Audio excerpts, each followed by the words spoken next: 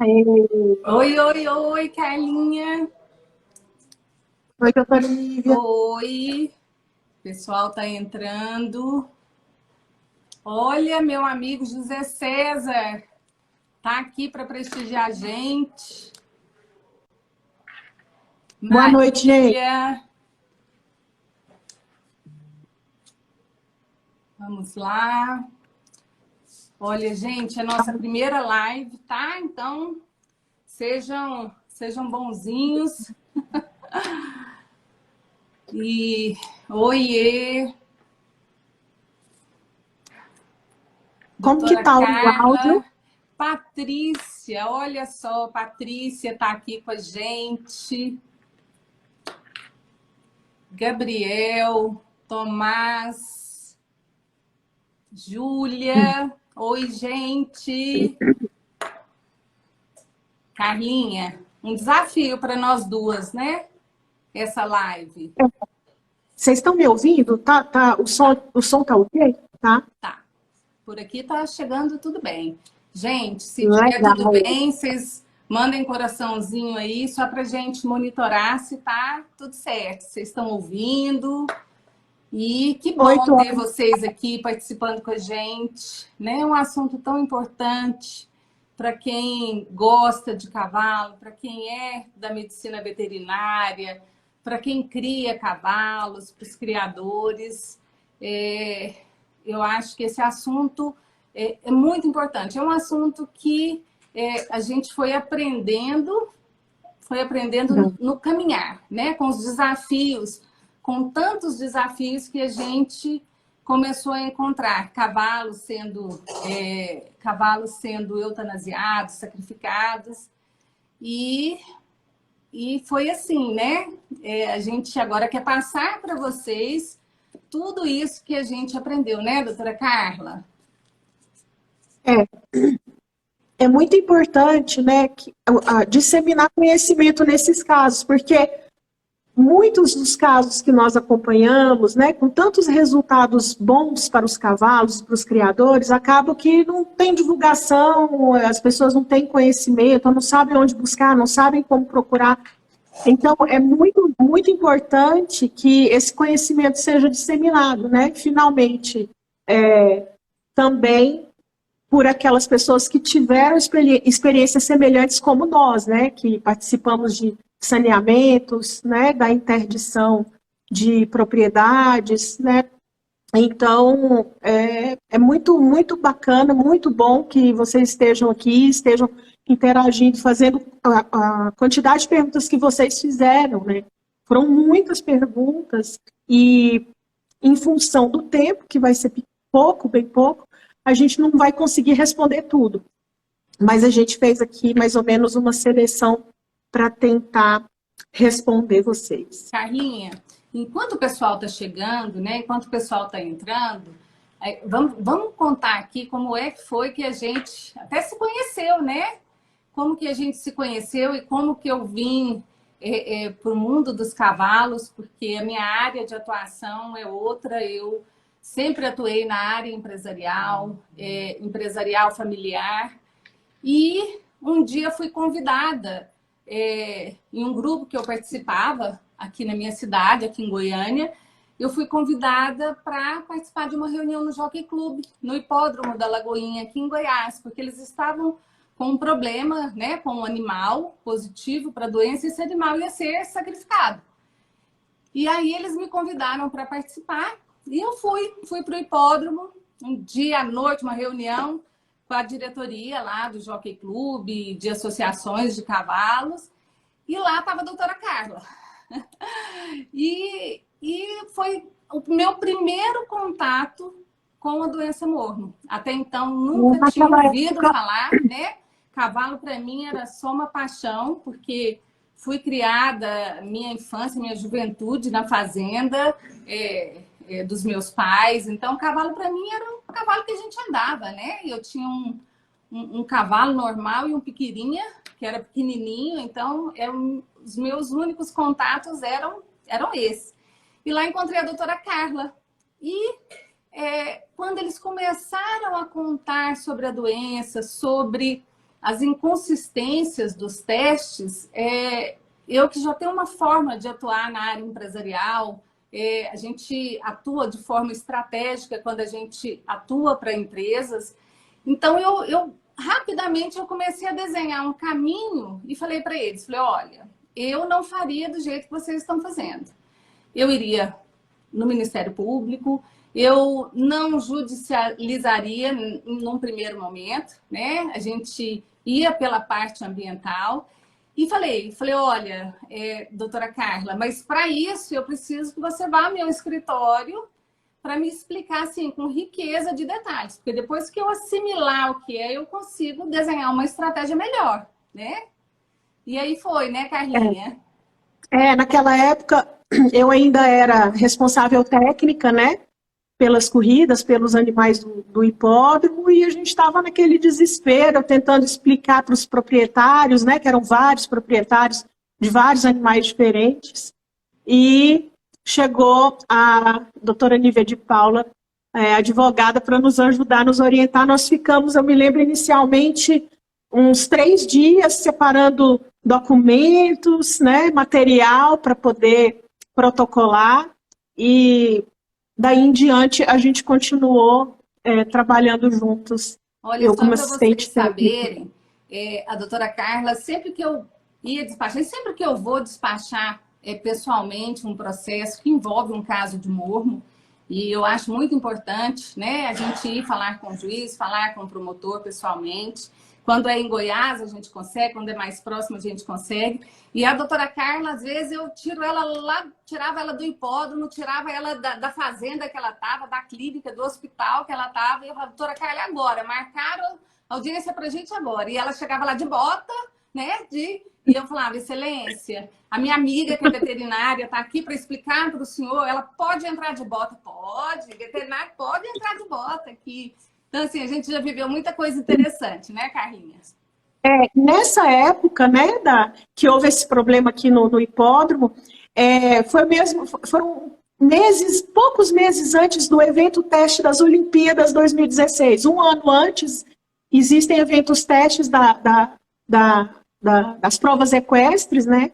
E poucos meses depois ia ter esse evento teste em Deodoro, e Deodoro estava passando por um problema semelhante, né? Tinham positivos lá, depois esses animais foram retestados, acho que na Alemanha, né? Iam ser sacrificados, e depois disso os cavalos de outros países não vieram para o evento teste, né? Nas Olimpíadas, no ano seguinte, aceitou-se que esses animais internacionais viessem e retornassem ao país de origem com seus testes, sem fazer teste no Brasil, né? Então, tinha toda uma movimentação na época, ainda sobre uma normativa antiga, né? Então, assim, era um contexto muito interessante. Sim. Esses animais do Exército não morreram. Eles estão vivos, né? Muito bem, obrigada. E nessa época a gente ainda tinha a questão dos laboratórios, né, doutora Carla, que não tinham certificação para realizar os exames, né? Tanto não tinham isso. Teve um período até que eles ficaram com as atividades, né, com a realização de testes suspensas, né, para adequação. Isso. Eles suspenderam as atividades para diagnóstico do mormo, né, para se adequarem no final do ano de 2015, se não me engano. Carlinha, conta. E aí, em 2016, a gente teve uma audiência pública no Senado, né, para discutir o assunto, mas ainda era a instrução normativa anterior, né? Anterior, a número 24. Hoje já é uma nova normativa, com uma nova metodologia de teste, né, de triagem, e que começou a funcionar, que foi lançado em 2018, editado em 2018, e passou a funcionar de fato com relação aos testes diagnósticos até abril de 2020, né, quando mudou de uma vez esses testes. Carla, conta um pouquinho para gente, para o pessoal, né, porque eu já sei. Você morou fora, você foi estudar cavalos na França. Conta um pouquinho para a gente dessa experiência. No final do meu curso, né, eu fui para a França, lá a gente trabalhou com uma pesquisa na área de imunologia de potros, né, e fiquei um tempinho também no Centro Equestre acompanhando os processos de doma racional, fiquei lá 1 ano, né, foi muito interessante, muito importante também, porque a gente mantém até um intercâmbio até os dias de hoje com o pessoal de lá, e é uma experiência que, como eu sempre tive foco em clínica, né? Mas para o lado da neonatologia e do sistema gastrointestinal, assim. Então, foi uma experiência que, assim, sempre quem tem essa oportunidade sabe o quão ímpar é esse tipo de oportunidade, né? Para a vida profissional. A França tem laboratório de referência para OIE, para mormo? Tá. Hoje nós temos 3 laboratórios de referência para o diagnóstico do mormo da OIE, né? Iena, na Alemanha, a França, que é o ANSES, né? E Emirados Árabes Unidos, né, em Dubai. São 3 laboratórios no mundo, referência para o diagnóstico do mormo hoje. Essa instalação, né, esses laboratórios, nessas localidades, elas têm alguma relação com quantidade de animais? Eu acredito que, por exemplo, a primeira vez que a bactéria foi isolada foi na Alemanha, né? Eles já têm uma tradição em se isolar, na época que essa bactéria também foi utilizada como arma biológica, né? A Europa tem essa tradição em se estudar essa doença, mas nos Emirados Árabes também, pelo fato do Sheik ser um grande criador de cavalos, né? E ele tinha muito interesse de que tivesse um laboratório de referência lá no Oriente Médio, né? E vários países ali em volta sofreram de fato com esse problema. A Índia, inclusive, sofre hoje com esse problema. Eles têm muitos casos, lá os animais são clínicos, né? Então, eles fazem essas parcerias e os Emirados Árabes foram... O laboratório dos Emirados Árabes, provavelmente, muito provavelmente, foi por iniciativa do Sheik. Que legal. Vamos começar, né, Carlinha? A gente está aqui falando... Tem muita pergunta, né? A gente recebeu uma quantidade muito grande de perguntas e a gente conseguiu selecionar algumas para a gente responder agora com vocês, né? Então, vamos lá, vamos começar. Acho que já tenho um público já participando. Vamos lá. Isso. A pergunta da Raquel. Sobre a transmissão do mormo. Ele é transmitido de que forma? Que tipo de vírus é esse? E como evitá-lo? Na verdade, não se trata de um vírus, né? Uma bactéria. E é transmitido pelo contato direto com animais sintomáticos, né? Até a gente tem no manual da OIE esse tipo de descrição. Então, precisa de um contato direto com animais com sintomas de mormo. A transmissão, então, depende dos sintomas, né?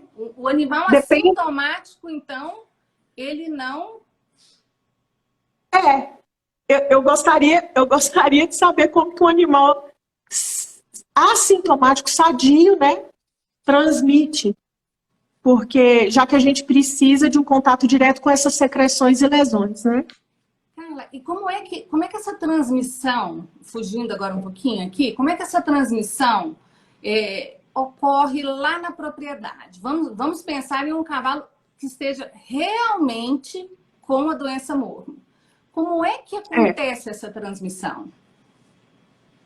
É uma bactéria extremamente sensível à luz do sol e a desinfetantes também. Então, eu preciso de um cavalo com sintoma, eu preciso que ele esteja compartilhando esse coxo, seja a manjedoura ou coxo d'água, e que um outro cavalo a ser contaminado passe a ingerir essa secreção, né? Então, essa é a forma, um contato direto com as lesões de pele, né? Que é um tipo de sintoma que pode acontecer também no mormo, que é o farcino, que é o mormo cutâneo, né? Entendi. Então, vamos lá. Agora a pergunta da Júlia de Souza. Por que o mormo tem tratamento para humanos e para os equinos não? Mas já aproveitando que é no mesmo sentido, a pergunta do Antônio Carlos Bolino. Existem pesquisas de tratamento ao mormo? Tem pesquisa, sim, tem trabalho publicado, inclusive, por cientistas do Paquistão, aquela região Irã, Paquistão, tem mormo, e tem um pesquisador que publicou trabalhos sobre tratamento do mormo. Mas a ressalva que ele faz é que não é recomendado, porque se necessita de mais estudos a respeito, porque você precisa de um tempo muito grande de antibiótico terapia, né, pesada, e tem-se o medo dessa bactéria, que ela possui mecanismos de escape, né, dela sofrer mutações e de criar-se uma superbactéria. Então, ainda não é recomendado, apesar de termos pesquisas nesse sentido, ainda não é recomendado. Mesmo porque até a forma como o sistema imunológico do cavalo se comporta diante dessa doença, dessa bactéria, ainda não está completamente elucidado, né? A Índia recentemente publicou um artigo excelente a respeito do sistema imune do cavalo, como ele reage frente a essa bactéria, mas ainda precisa de mais estudos. E para humanos? Tratamento para humanos? Se trata em humanos, e eu acredito que tem-se muito mais pesquisa em humanos pelo fato das prioridades, né? Normalmente se priorizam nesse aspecto, se priorizam as pesquisas em seres humanos. Entendi. Então, vamos lá. Próxima pergunta. Carla, nesses locais onde as pesquisas são mais avançadas, são nas localidades desses laboratórios de referência? Você conhece, você já esteve nesses laboratórios? Não, eu conheço dois dos cientistas, né, da Alemanha e dos Emirados Árabes, eu os conheço, e sempre que eu tenho dúvidas eu entro em contato, e são extremamente solícitos, né, porque dúvidas surgem mesmo, não tem muita coisa publicada em português como a gente gostaria. Então, eles são de grande ajuda, são muito solícitos, muito simpáticos, eles sempre estão dispostos, mandam artigos, compartilham o conhecimento, a gente sempre busca informações junto a eles e sempre temos boas respostas, inclusive. Inclusive o laboratório de Dubai, ele se disponibilizou, né, Carla, para receber estes amostras brasileiras dos animais, né? Para estudo, para confirmação. Eles têm interesse em testar. Até para conhecimento científico, né? Eles têm interesse e sempre se disponibilizaram para receber amostras brasileiras. E é por esse mesmo motivo que nas causas que eu atuo, além de pedir o reteste dos animais no Brasil, no laboratório oficial, eu também peço que esse reteste seja feito em Dubai, né? Por quê? Porque existe uma disponibilidade do cientista do laboratório em também receber esse material e nos ajudar, né? Então, por esse motivo, por essas tratativas que a gente hoje tem condições de pedir que esses retestes também sejam feitos em Dubai.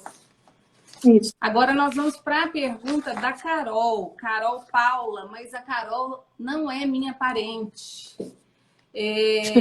Como ter a suspeita certeira só pelos sinais clínicos?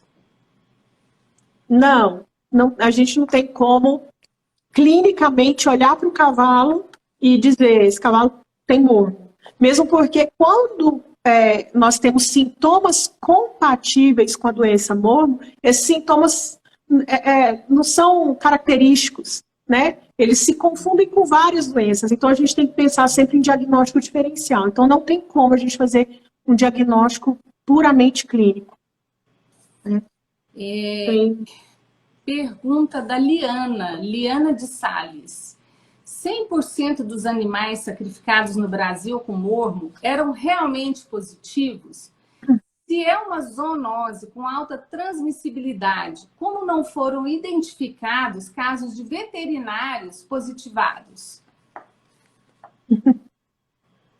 Então, Liana, primeira pergunta, 100% dos animais sacrificados no Brasil com mormo eram realmente positivos? Não tem como a gente saber, né?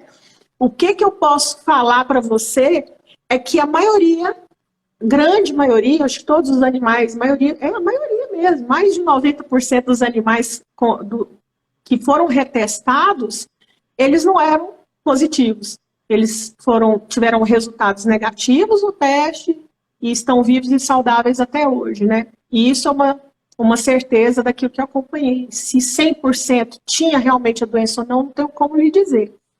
Agora, se é uma zoonose com alta transmissibilidade, como não foram identificados casos de veterinários positivados? Aí a gente cai naquela questão que eu falei mais acima, né? A grande maioria desses animais diagnosticados no Brasil, eles não têm sintoma, 0 sintomas. E segundo a OIE, se eu preciso de um contato direto com essas lesões e secreções, mas eu estou em contato direto com o animal sadio, né? Clinicamente saudável, sem sintoma nenhum, como é que eu vou? Aí eu devolvo a pergunta, como é que eu vou contrair essa doença, né? Então, fica difícil a gente até falar que um cavalo sem sintoma vai passar para outro cavalo, e um cavalo sem sintoma vai passar para um ser humano, né? Mesmo porque até as transmissões de cavalo para seres humanos são extremamente raras. Né? E aproveitando, Carla, só para contar para o pessoal, às vezes que eu acompanhei, principalmente no início, as coletas que eram determinadas tanto pelo Ministério Público, tanto pela Justiça, me impressionaram muito. Por quê? Porque todo o material que eu via dos órgãos oficiais, seja do MAPA, seja dos órgãos estaduais, eram assim, eram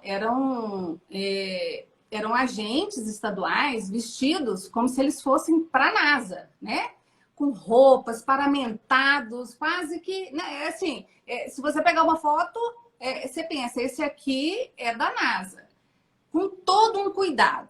Mas lá na prática, quando a gente foi fazer coleta para retestar os animais todos do hipódromo, tinha agentes que não usavam luvas, que os frascos ficavam no chão, na caixa de isopor, identificava ali na hora um monte de frascos juntos, temperatura ambiente. Então, assim, quando a gente vê uma apresentação dos órgãos oficiais quanto a importância de sacrificar animais, que uma doença contagiosa que vai contaminar os funcionários da fazenda que está interditada, é sempre um discurso que, na realidade, é muito diferente. Inclusive, a gente teve acesso agora recente de necropsia feita a céu aberto de animal sacrificado e o agente fazendo sem luva, né? Quer dizer,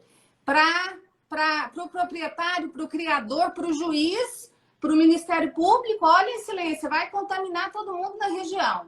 Mas, ao mesmo tempo, falta o cuidado com luva, com... Né? Então, assim, isso é chocante para quem está à frente de causas como essa, como eu estou, e ter contato com essa realidade era chocante. Era coisa que eu falava no Ministério Público, e na Justiça falar, excelência, não vai matar todo mundo, não, porque se fosse matar todo mundo, tá aqui o filme, ó. Ele não tinha coletado sem luva. E no hipódromo, na época, Carla, você lembra bem, ainda tinha uma van do serviço oficial que ficava monitorando a interdição do hipódromo, né? Entrada e saída de animais, e eles levavam assim, pessoas para tirar foto com os animais, né? Então, assim, gente da família para tirar foto com os animais. Então, a realidade é muito diferente daquilo que nos é apresentado, né, por documentação, seja nos processos, sejam as documentações, publicações que eu tive acesso. Estou falando por mim, que não sou da área médica, veterinária, que sou leiga no assunto, mas eu achava aquilo, né, não era compatível com tudo aquilo que eles falavam ou escreviam, né? A realidade é muito diferente. Sim. Eu poderia sair um pouquinho aqui do nosso roteiro, porque apareceu na tela aqui um questionamento que eu vou responder rapidinho. Amanda Santos, né? A transmissão venérea não seria uma forma de contaminação do animal assintomático para outros? E a partir disso, o sangue também não se torna uma forma de contaminação para o humano? Amanda, a bactéria do mormo, ela não fica circulante, ela fica nas lesões. Então, ainda mais um animal assintomático, né? Nós precisamos não só de lesões, mas de secreções também. Então, eu não sei, mas na minha opinião, acho pouco provável neste caso que você está falando. Vamos para frente. Vamos lá. Próxima pergunta. Paulo Humberto de Oliveira Filho. Algum medicamento pode mascarar os sintomas do mormo? E tem uma outra na sequência, né? Que a gente pode responder mais ou menos. Doença, vacina ou medicação pode dar um falso positivo para mormo? Olha, a gente não tem estudos sobre essa questão. A gente precisaria de mais estudos para comprovar, né, essas teorias. Mas isso me lembrou, quando eu li essa pergunta, me lembrou, inclusive, de um processo judicial que eu acompanhei como assistente técnica, né? Acompanhei a parte técnica junto com você, doutora Nívia, onde o órgão de defesa afirmava que a utilização de corticoides poderiam adulterar ou mascarar o resultado, né, desses animais. Então, e eu achei isso extremamente curioso, porque se a gente está tratando, se a própria defesa diz que um corticoide pode interferir num teste, mas esse teste, ele ele quem determina a vida ou a morte de um animal, né? A partir de seu diagnóstico positivo. Então, isso significa que esses testes não são infalíveis. Então, se eles não são infalíveis, não tem por que se resistir a retestar, do meu ponto de vista, né? Então, a gente, em grande maioria.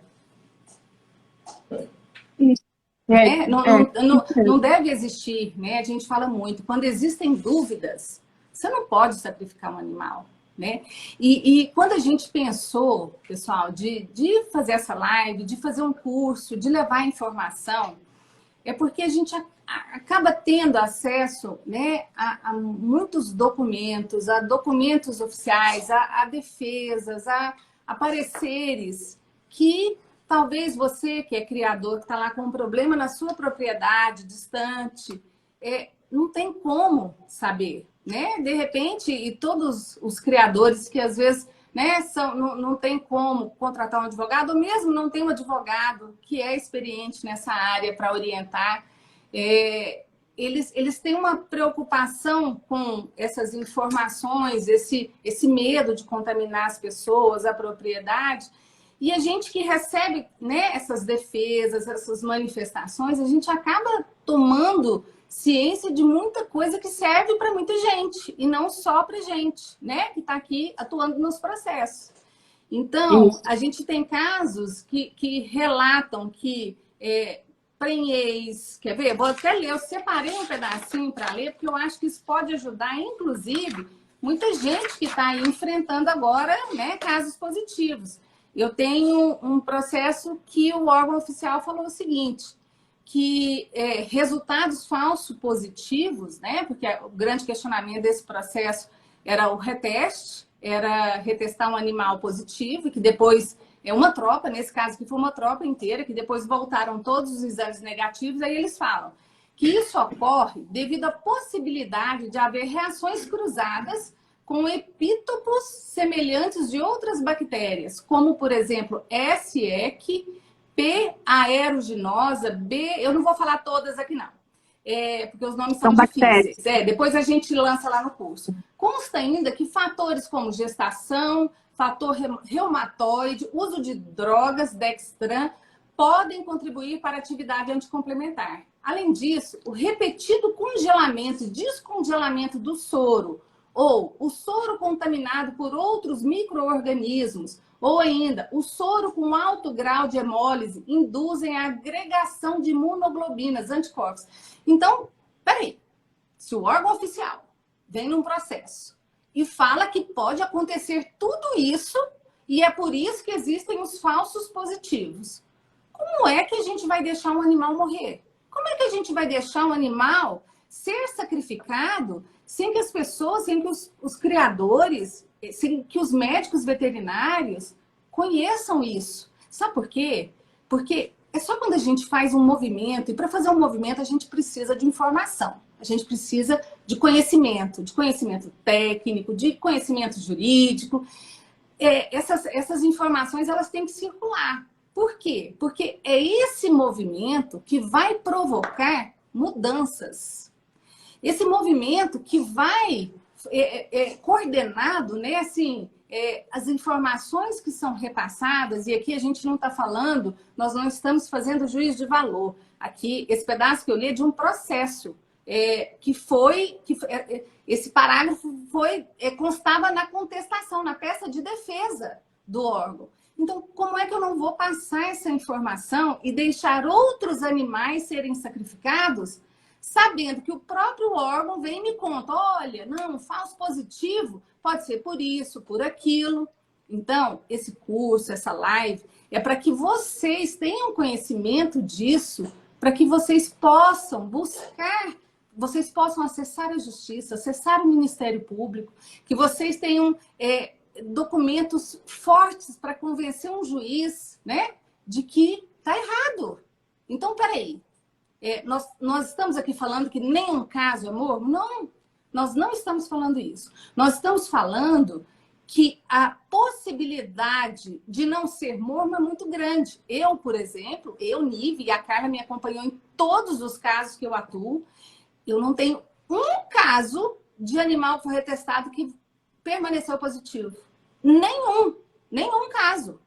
Então, como é que a gente não vai fazer, como é que a gente não repassa essas informações de forma organizada, num lugar, né? O que a gente queria era reunir isso, porque passar essas informações, a gente já passa, né, Carlinha? A gente já, todo criador que nos liga, todo mundo que pede, às vezes, um socorro, a gente está instruindo dentro das possibilidades. Mas o alcance ainda era pouco. O alcance é pequeno, né? Então, assim, eu falo que conhecimento só é conhecimento quando a gente repassa ele. Porque aquilo que a gente sabe, quando fica só com a gente, não é conhecimento. Então, quando a gente falou assim, como é que a gente alcança essas pessoas, né? Porque fazer um movimento no Senado, fazer um movimento lá no Ministério, e olha que sempre fomos muito bem recebidas, tanto no Ministério da Agricultura, quanto no nosso órgão oficial aqui, Agrodefesa. Sempre fomos muito bem atendidas, não é, doutora Carla? Mas sempre buscamos, mesmo assim... Espera aí, tem uma muriçoca passando aqui, bem na hora do curso, eu estou querendo pegá-la aqui. A gente sempre atuou de uma forma muito coordenada, né? A gente não fez a parte jurídica sem um embasamento técnico, a gente falava, nós precisamos compilar isso em algum lugar, né? Para que as pessoas tenham acesso. Eu falava para a Carla, tudo que você me ensinou, né, com essa linguagem clara que eu leiga entendi, que você, na hora que eu vou despachar com o juiz, você explica e o juiz entende, você explica para o promotor entende. E a gente falou, vamos compilar isso num lugar, né, para que essas informações possam ser acessadas por um número maior de pessoas, para que a pessoa que está com o cavalo dela lá no Rio Grande do Sul, lá na propriedade dela, só tem aquele cavalo, que ela, né, adquira o curso para que ela tenha conhecimento. Peraí, não é assim não. Não é chegando e matando o cavalo, não. Peraí, deixa eu ir no promotor da cidade, deixa eu perguntar para ele. Peraí, deixa eu fazer uma petição aqui para o juiz, Peraí. Ninguém, até hoje, eu não encontrei nenhum proprietário que tenha falado assim, olha, esse animal tem morno e a gente quer ele vivo porque a gente quer ele vivo. Não. As pessoas querem ter certeza. É isso mesmo? A gente está lidando com uma doença, esse cavalo está bem, está saudável, mas as pessoas também não têm aonde buscar essa informação. E nós, né, Carlinha, a gente foi muito ajudada. A gente teve aí a Simone, o Loli, o Marcelo com a Sofia, que sempre buscaram fora muitas informações, né? Que sempre compartilharam. Esses cientistas, né, de fora, você, muito estudiosa, e as pessoas, eu tenho acesso, os meus clientes têm acesso, mas e outras pessoas que não têm, né? Que não nos conhecem, que não sabem que tem documentos, tem registros importantes que podem auxiliar. O que não sabe se existe realmente essa possibilidade. Eu posso contestar? Exatamente. E a gente vê muito, né? Que às vezes a pessoa, quando ela vai contestar, ela já entregou 1, 2, 10, 15 cavalos e a coisa não para, né? Então, as pessoas precisam conhecer, precisam ter conhecimento técnico, saber o que pode fazer, como fazer. E voltando aqui um pouquinho, quando eu estava falando do mapa e da Agrodefesa, que é nosso órgão estadual aqui, quando a gente fez o meu primeiro caso, que foi no hipódromo da Lagoinha, aqui em Goiás, no Jockey Club, a gente fez um processo de saneamento que foi determinado, recomendado pelo Ministério Público, né, pela Promotoria Ambiental, doutor Juliano, à época, e foi um trabalho que nós pegamos nas mãos. Nós, o hipódromo, a Agrodefesa, o mapa, e foi muito bacana de fazer. O cavalo não foi sacrificado, a égua não foi sacrificada, a gente fez todo um procedimento coordenado com os órgãos oficiais e deu tudo certo. Não teve nenhum cavalo que foi retestado positivo. Carla, conta, né, nesse gancho aí, conta para o pessoal como é que é feito lá fora essa questão de reteste. Como que é feito quando tem um positivo, quando tem um suspeito. A gente tem um exemplo clássico, que é o exemplo da Alemanha, né? O animal ele fica isolado, ele é testado em 2 metodologias, né, em sequência, se espera um intervalo de 2 a 3 semanas para se retestar. Enquanto isso, esse animal é monitorado clinicamente, né? Em caso desse animal ser realmente positivo, a gente está falando do realmente positivo, de testes validados para aqueles cavalos. Então, assim, a validação do teste sorológico, ela não é uma validação de caneta, ela é uma validação técnica, uma validação científica. Então, os testes sorológicos alemães, para os cavalos alemães, eles são excelentes, excelentes, são extremamente seguros. E ainda assim, existe uma cautela antes de se eutanasiar, né? Então, quando a gente fala em sacrifício, o que eles falam é o seguinte: animal assintomático e positivo na sorologia, espera, vamos retestar, vamos monitorar. Esse é o procedimento deles fora do Brasil, né? Então, esses animais são retestados e, caso se confirme, eles são necropsiados e se faz uma investigação, né? Se procura de todas as formas o cavalo, eles fatiam o cavalo inteiro realmente, para se isolar com inúmeros testes associados, imunistoquímica, histopatologia, PCR, cultura, tudo aquilo que eles podem ter ali para auxiliar no diagnóstico e bater o martelo e falar que aquilo realmente é mormo. Depois disso, eles vão rastrear. Eles vão tentar investigar o vínculo, de onde aquilo veio, né?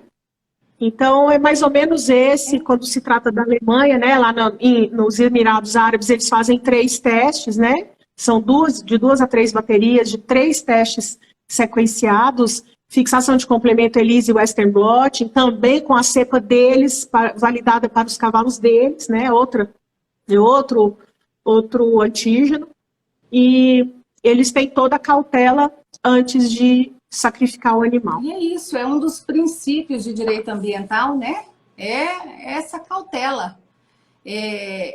Então, é isso que a gente busca também nos processos judiciais. E se esse movimento acontecer com vários criadores com animais positivos, garantindo o não sacrifício, garantindo o reteste, garantindo que essa questão seja tratada com cautela, né? E que não haja essa pressa, essa urgência em eutanasiar um animal, como é feito aqui. Isso, e pegando o gancho dessa questão de validação, né, que eu estava falando, tem um questionamento aqui da Miriam, onde ela pergunta o seguinte: pode-se confiar no teste de ELISA? Eu acho que a confiabilidade, a segurança, a robustez, a acurácia de um teste, ela não está restrita apenas à metodologia, né?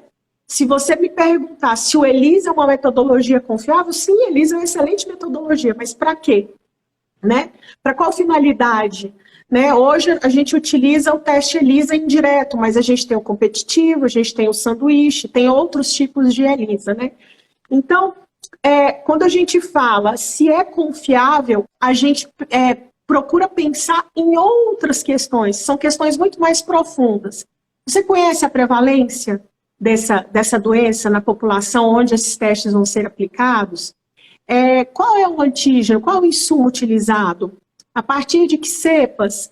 Isso está validado? Não está? Existem estudos de campo averiguando se a gente tem possibilidade de reações cruzadas ou até medicamentos que possam interferir? Então, assim, eu acho que não, a gente não pode se ater única exclusivamente à metodologia utilizada, né?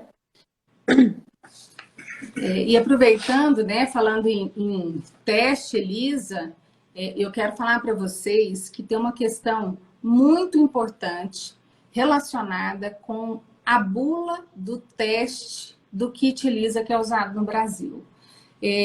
A gente acabou de gravar uma aula bônus no nosso curso, porque eu acho que esse assunto ele vai ser muito importante para qualquer pessoa que esteja enfrentando um diagnóstico, um resultado de teste positivo para a doença.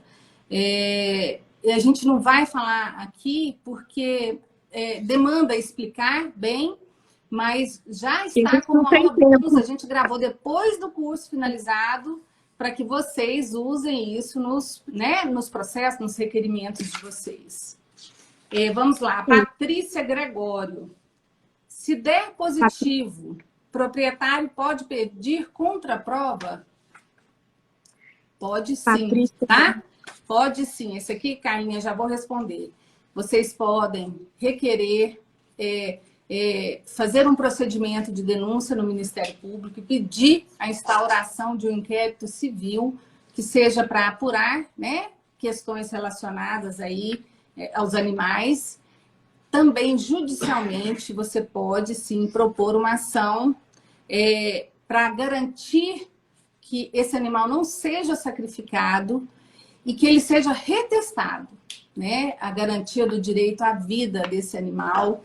E a Justiça tem se manifestado favorável na maioria dos casos. Claro que não são todas as decisões judiciais, mas uma grande maioria de decisões nesse sentido, e que esses animais, quando retestados, também, em grande maioria, eles voltam com resultados negativos. Então, sim, você pode, sim, retestar esses animais, mas você vai precisar dessa autorização, ou judicial, ou uma recomendação do Ministério Público.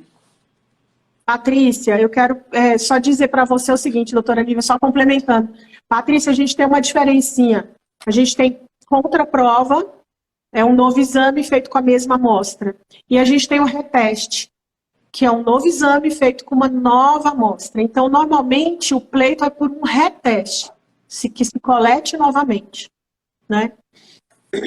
Vamos lá. Porque a contraprova já é feita, né? Como é que é, Carla? Normalmente, a contraprova já é feita.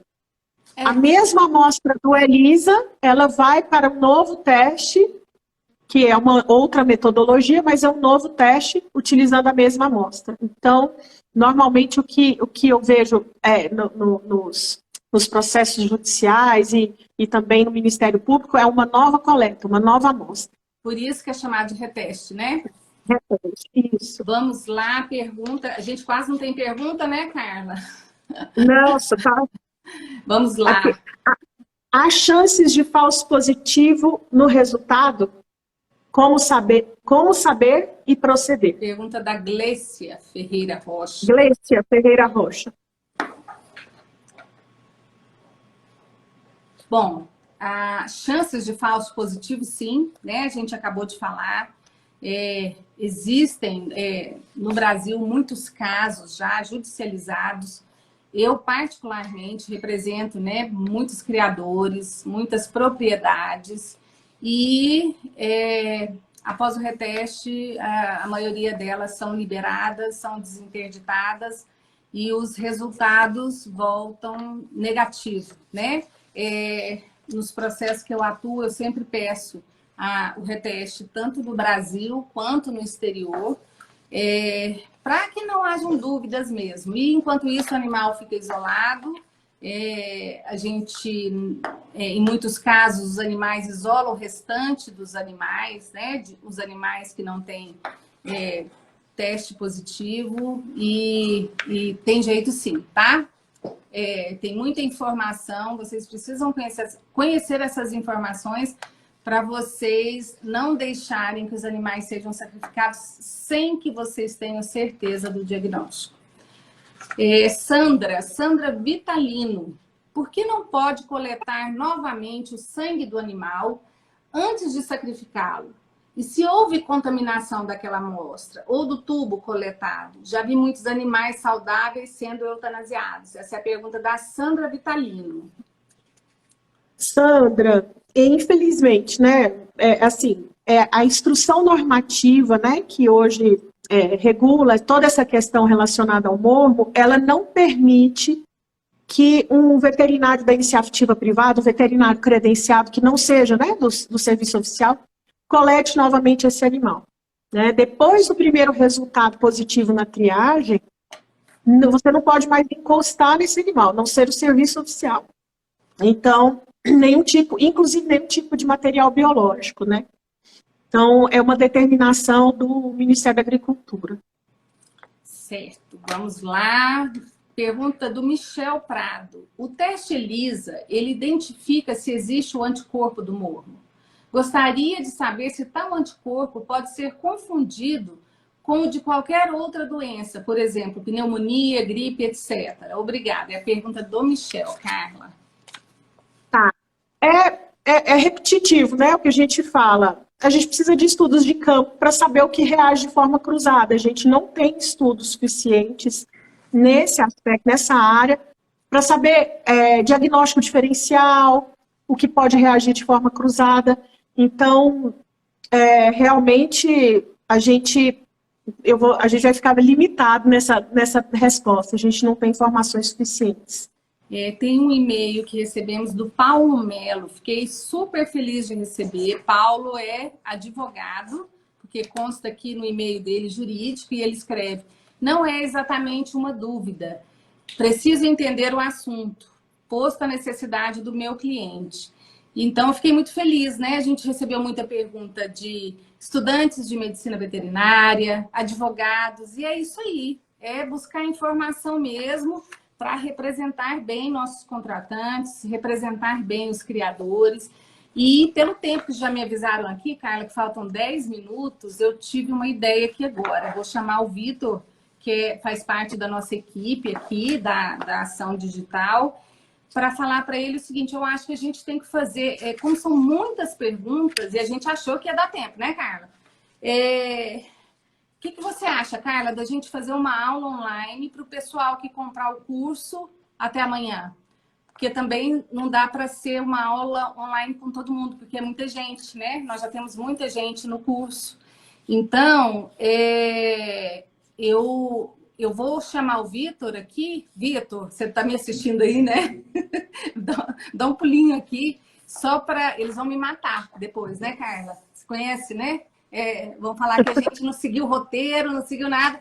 Mas é porque eu acho que é tão importante, eu acho que falar sobre casos, né, responder as perguntas, acho que é tão importante para quem está enfrentando esse problema. Então, gente, quem comprar o curso, quem for fazer o curso e fizer a opção até amanhã, vai participar da nossa aulinha online, né, Carla? A gente vê aí uma data né, para a gente, agora próxima, para a gente fazer essa aula com o pessoal que quer saber mais detalhes, né?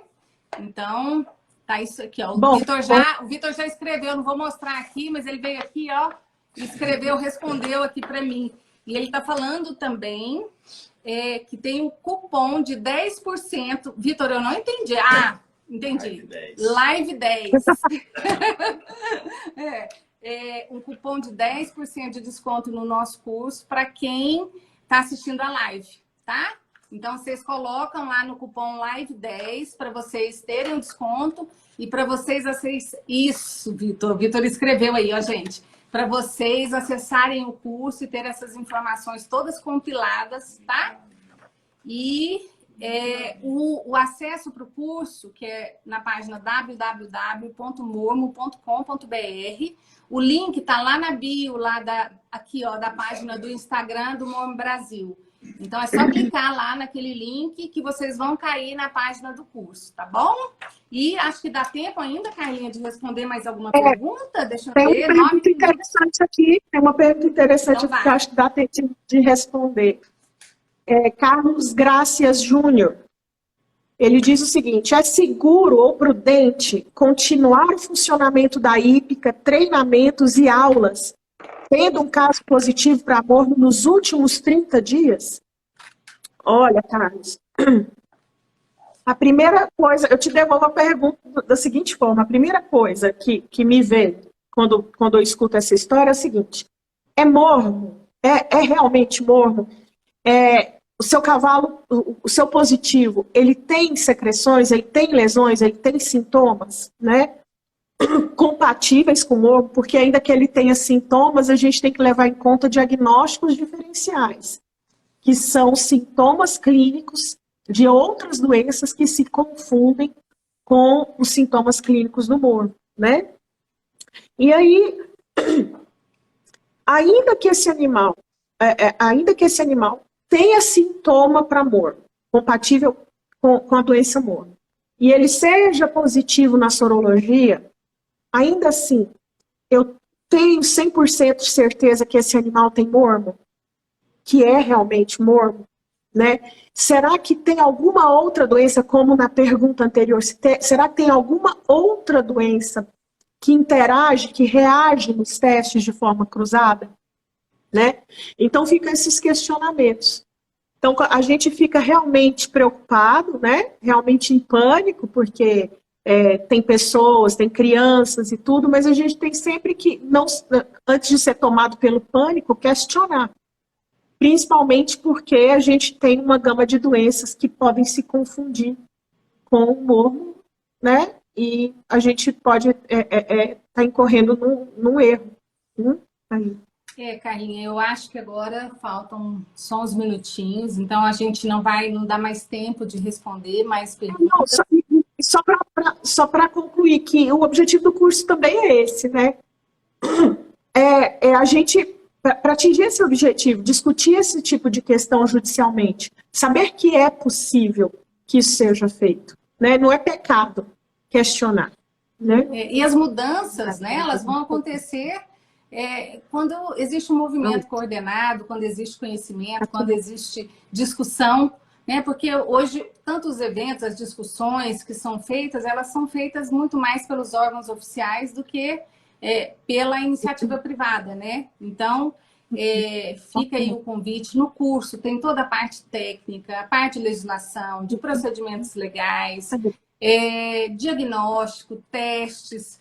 Tem aula bônus agora, que vai ser, né, da bula do Kit Elisa, que eu acho muito importante vocês terem conhecimento desse assunto. Recentemente tivemos o caso aí envolvendo a pesquisa do teste Elisa, do Kit Elisa, e isso vai ser aprofundado agora. Então, eu quero convidar vocês para ter acesso a essas informações. A gente fez com muito carinho, a gente fez, né, com muito cuidado para atingir o objetivo, que é o objetivo de disseminar mesmo informação, de mostrar para as pessoas que elas podem sim discutir, que elas podem não num primeiro momento questionar esse resultado desse exame, né? A Carla fala uma coisa que é muito interessante, que o cavalo, ele é o pet, né?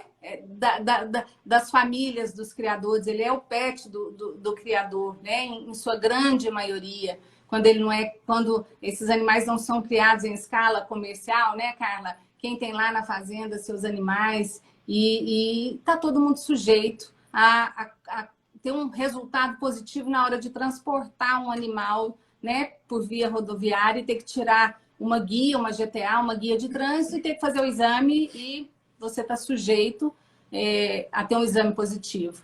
Né? Que mudanças aconteçam, que mais mudanças, que se expliquem o porquê dos testes que foram substituídos, que era em razão de não termos mais resultados falsos positivos e a gente continua tendo resultados falsos positivos do mesmo jeito. Né? Então, eu acho que vai ter um canal que a gente vai poder discutir, trocar mais informação, que é lá no curso. Né? Vou deixar você falar, né, Carlinha? Porque senão eu nem deixo.